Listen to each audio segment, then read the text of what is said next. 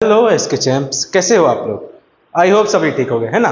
तो आज का एनर्जी कैसा है तुम लोग का, बोल दो हाँ बहुत अच्छा। लाइक कर दो वीडियो को। तो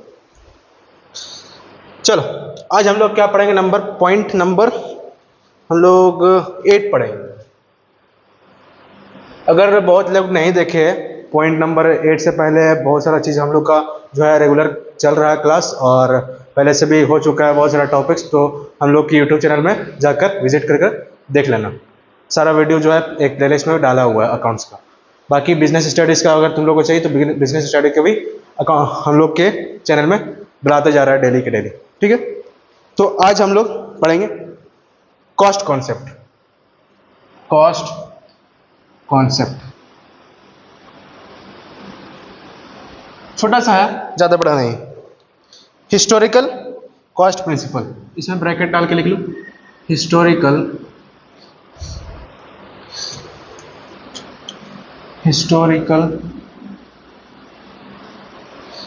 कॉस्ट प्रिंसिपल। ठीक है,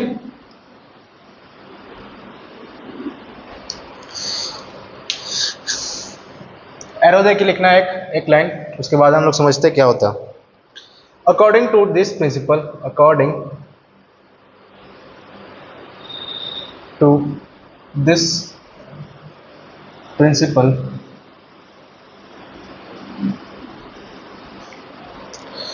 fixed assets are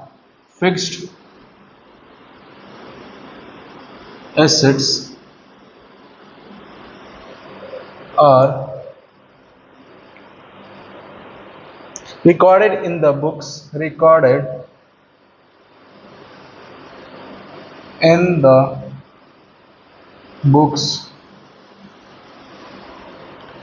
at cost cost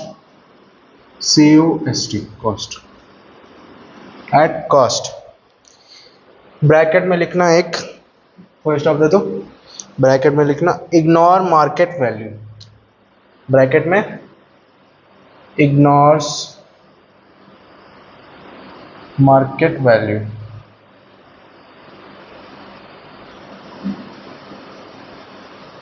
ये ब्रैकेट हम लोग इसलिए दें क्योंकि समझने में जो है ज़्यादा प्रॉब्लम ना हो।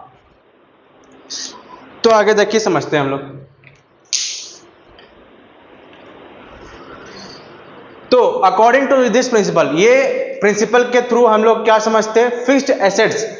एक बैलेंस शीट में हम लोग फिक्स्ड एसेट, देखो बैलेंस शीट हो गया ये BS बैलेंस शीट। एक इधर होता है क्या, लायबिलिटीज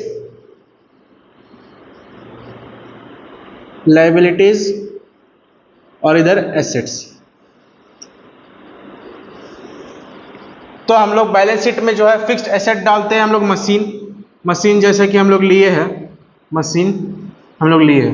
तो हम लोग लिए 1 लाख में, है ना। 1 लाख में हम लोग लिए मशीन लिए हम लोग 1 लाख में, और उसका प्राइस जो है हम लोग साल के बीच में लिए थे। उसका प्राइस जो है अब मार्केट वैल्यू क्या हो गया, उसका 1,20,000 मान लो। 1,00,000 उसका 1,20,000 हो गया। तो हम लोग इसको जो है काट के हम लोग नहीं लिखेंगे मार्केट वैल्यू का हिसाब से। जो हम लोग मशीन लिए हैं साल के बीच में हम लोग जो मशीन लिए हैं, देखो तुम लोग एक मशीन लिए हो, है ना, और वो जो है साल के बीच में लिए हो, मतलब कि फाइनेंशियल ईयर कौन सा होता है, 1 अप्रैल से लेके 31 मार्च तक। ठीक है, फाइनेंशियल ईयर। तो तुम लोग लिए हो, मान लो कि तुम लोग लिए हो सितंबर में, और मार्च आते फरवरी में उसका जो है प्राइस इंक्रीज हो गया, 1,20,000 हो गया उसका प्राइस। और हम लोग जो है रिकॉर्ड कर लिए उसको 1,20,000 अपना बैलेंस शीट में रिकॉर्ड कर लिए हम लोग। बैलेंस शीट में 1 लाख लेके आए उसको 1 लाख में, तो हम लोग रिकॉर्ड कर लिए।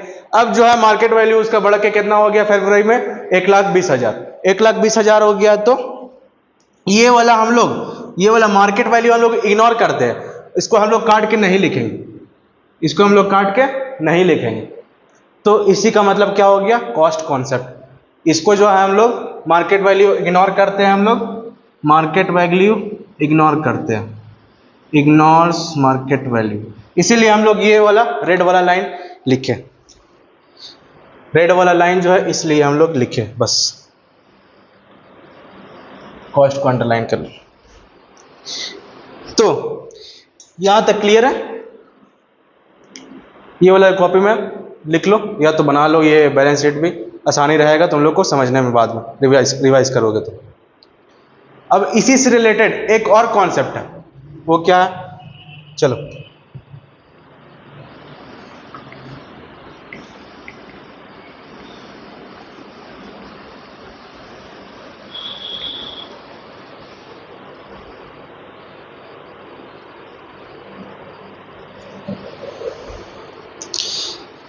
पॉइंट नंबर 9 दे दो।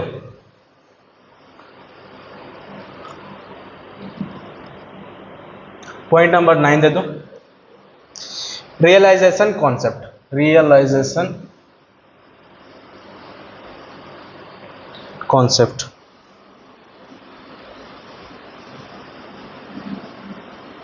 रियलाइजेशन से क्या समझ में आ रहा, रियलाइजेशन से मतलब कि बेचना, इसका मतलब लिख लो बेचना।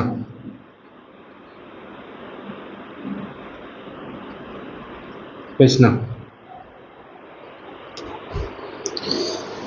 एक हम लोग इसमें भी लाइन लिखते हैं एरो डाल के, लिख लो, it follows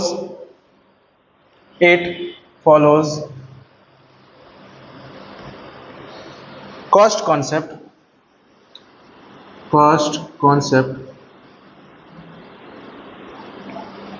only point number 1 हो गया ये। Second,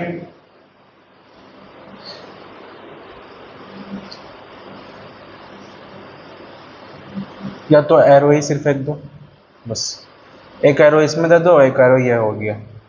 it follows cost concept only, ये फॉलो करता है किसको, कॉस्ट कॉन्सेप्ट को ही। बट देखो आगे क्या है,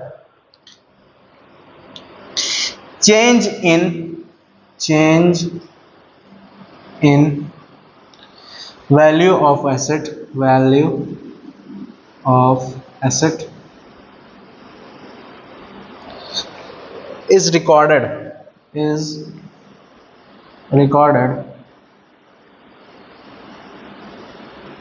is recorded only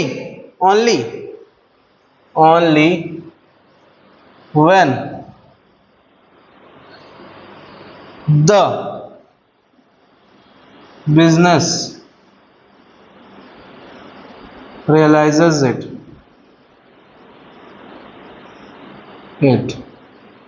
यहां से तुम लोग खुद देख के समझ में आ रहा होगा कि क्या इसका मीनिंग हो रहा।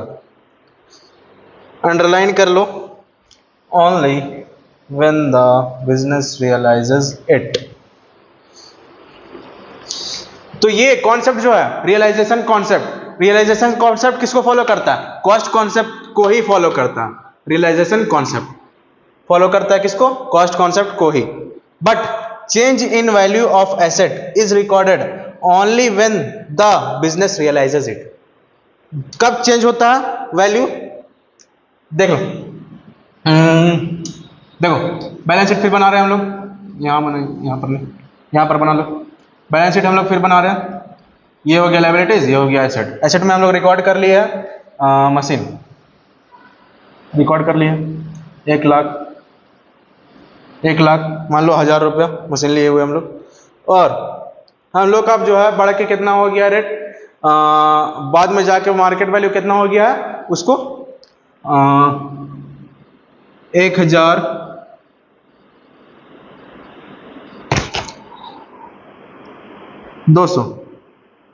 1200 हो गया उसका मार्केट वैल्यू बढ़ के। अभी बाद में फिर हम लोग क्या किए कि बेचना पड़ा उसको, only when the business realises it. Realises का मतलब क्या होता है, बेचना। बेच दिए हम लोग 1200 का, उसको 1000 रुपए का मशीन है, 1200 में हम लोग बेच दिए।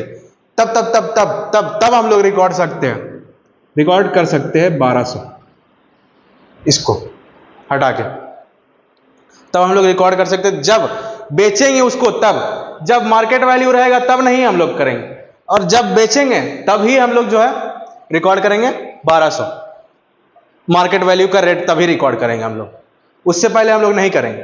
उससे वो यही कंडीशन है कि उसको बेचेंगे तब हम लोग तभी उसको रिकॉर्ड करेंगे मार्केट वैल्यू के अंदर। ठीक है, यहां तक क्लियर है? बोल दो अगर क्लियर है तो चैनल को सब्सक्राइब कर दो और बेल आइकन को प्रेस कर दो और वीडियो को लाइक कर दो। तो यहां तक पूरा कंप्लीट हो गया हम लोग का कॉस्ट कॉन्सेप्ट और रियलाइजेशन कॉन्सेप्ट। ठीक है, चलो आज के लिए बस इतना ही। ठीक है, यहां तक क्लियर है?